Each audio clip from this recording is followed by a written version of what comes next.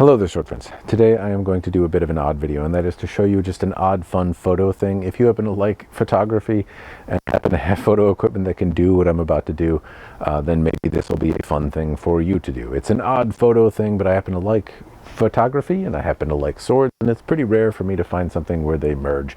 There's a lot of really good photography channels and stuff like that out there. I don't generally talk about it because I don't have a lot to add to the conversation, but this is a weird one that might just be more up my alley than most others. Anyway, I'll share with you what I'm about to do. I am going to take a photo outside. It's dark, and as you can see, I have my makeshift lightsaber, which basically it's an Iaito with some light strip wrapped around it. All right, sword friends, maybe a more detailed explanation of the equipment going on here is necessary. So I have a zinc aluminum alloy Iaito, which is just basically a dull sword that's used for practice. We call it an Iaito, and it is well, it's taped to an LED light strip, or rather an LED light strip is taped around it. It's kind of hard to get it on there, but you can see it's not exactly done with the greatest precision. And in the dark, when you're swinging the things around, that can have some impact in terms of how even the lighting is. Some of them are turned one way or the other, and that can impact how bright or dull the lights may appear in the photo. So I suppose keep that in mind. Anyway, so into a little USB powered thing which runs on 3 AAA batteries. Now this is like a closet light detector that's meant to power this strip. If you don't have like closet lighting or bookshelf lighting or something like that, you can turn these on and engage this little light strip for a good 20 minutes of light if you want. Anyway, I try to hold that in my hand, and that's part of the awkwardness. I'm sure if I made this a more permanent solution or had more engineering skill, I could figure something out to make it more permanent, but in effect it gives me access to the on-off switch, which kind of, in some very rudimentary way, lets me turn it on and off. It's not particularly prompt in it, which just means it's hard to turn on and get it to engage, so it causes me to pause, and then I have to wait a long time for it to turn off, and that certainly impacts the photo, but your mileage may vary depending on what equipment you use. I should also take a brief moment and explain the photography equipment I'm using. I'm using an Olympus OMD EM1 Mark II, which is an older camera from Olympus, and it happens to have a feature called Live Composite, which basically is something that stitches several photos together, and you can kind of adjust how quickly it's taking it and make adjustments to the exposure, but effectively it's doing some Photoshoppy work for you, where in the camera it's combining several different photos. And I've had a lot of luck taking some pretty cool photos with this feature.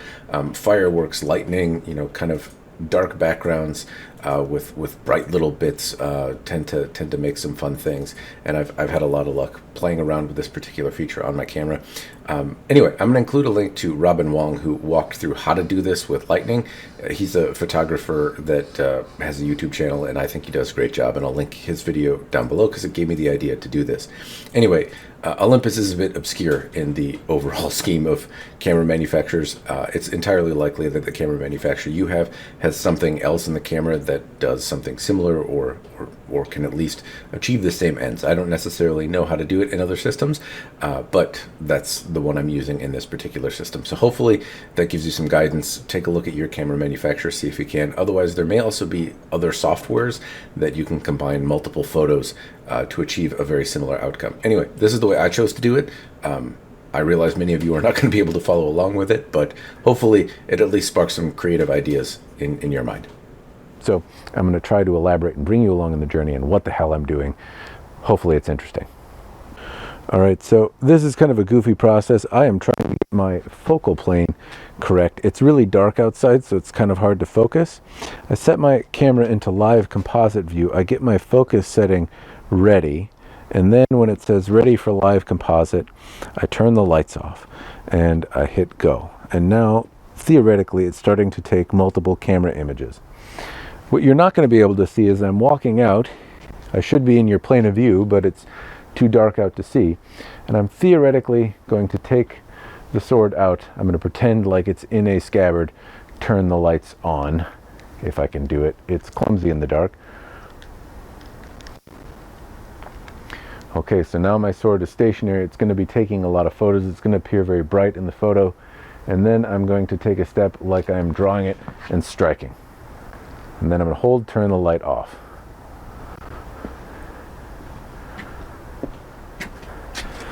I can look and I can see what the camera's picked up. Not exactly what I'm looking for. It's kind of dorky. So I'm going to turn this off. I gotta step way further out to get it going. So now you still can't see me, but I am further out. And so I'm going to, again, turn the lights on and draw and strike. Lights off.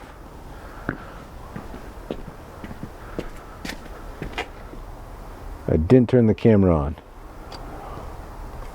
You can see how great I am at it. Okay, again, further out. Drawing. Oh, it's hard to do. Did I break it? Oh, nope, I didn't. All right, and lights on.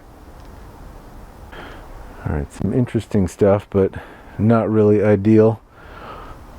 I am probably too close to make this very effective. So I gotta try and move my camera back, which is maybe what you're hearing.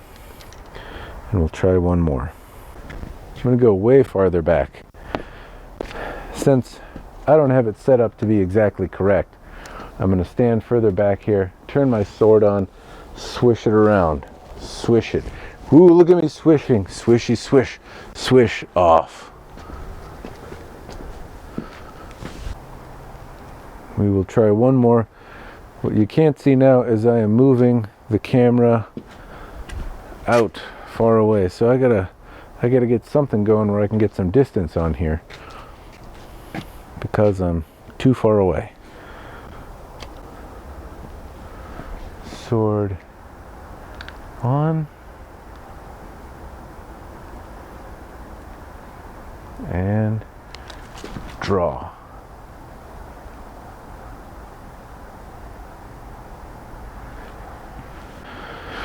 Apparently I'm gonna have to get more creative here.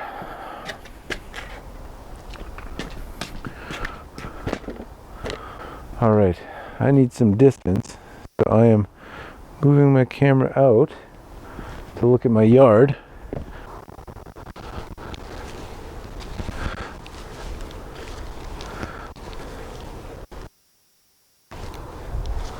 All right, this isn't my best angle, but this is good enough. I'm going inside now. It's chilly out. Right, so I'm swinging the sword around and you can kind of see the patterns and the swirly lights, which are fun, but why do I think it's sword related, apart from I'm taping lights to a sword and taking pictures? Well, from a training perspective, and let me say, I'm not arguing that this is an effective use of time in training, but when I first tried to take this photo, one thing that I did is I tried to do some of the Iaito practice that I normally do. And so obviously it's hard because I'm not drawing the sword, but I tried to do some of the Iaito that I typically do doing this process. And I noticed some things about how the sword isn't positioned correctly. Now, could I simply record myself and garner the same or more information from a video recording of me trying to do the practice?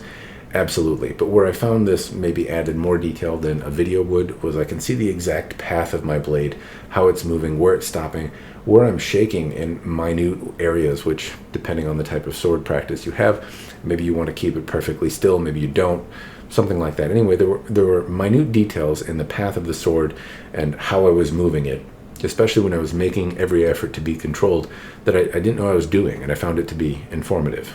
Again, I have a lot more to work on if I just record myself and then watch it back or practice in a mirror. It is not the most effective use of your time, but if you have a passion for swordsmanship, Iaito, and photography, maybe it's interesting. If nothing else, I think it creates a relatively interesting photograph. Maybe you agree, maybe you don't. I'll put a link in the description down below. If you're interested in the photos, you can certainly have yourself a copy.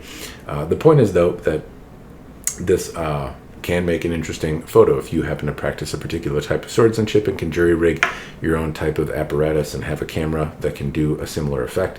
Then maybe you'll get to see kind of your system's practice steps in motion, see yourself doing them, and if you can get it just the way you want it, it can be a beautiful thing. All right, sword friends, I've rambled enough. I'm going to stop here. Hopefully it's been an interesting video. I am curious, and I will leave you with one question. Is this at all a helpful training tool, or is it just some sort of mediocre art? I'm kind of curious if you think that it does have any helpful kind of tangible benefit.